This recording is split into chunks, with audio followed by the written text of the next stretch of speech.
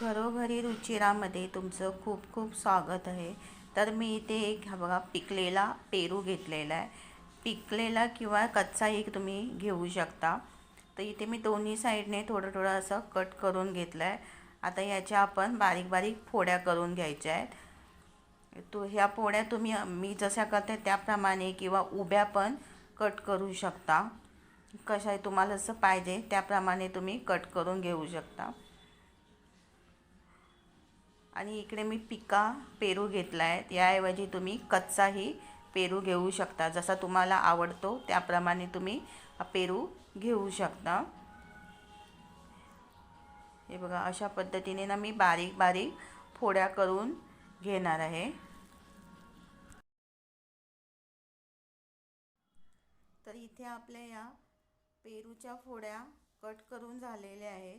तर एका आपण डिशमध्ये त्या काढून घ्यायच्या आणि त्याच्यावरती आपण ना हे मीठ घालायचं आहे. चवीप्रमाणे मीठ घालायचं.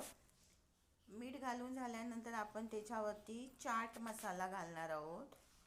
एकदम अशी चटपटीत अशी आपण ही रेसिपी बनवणार आहोत. तर त्यासाठी मी इथे चाट मसाला घालते.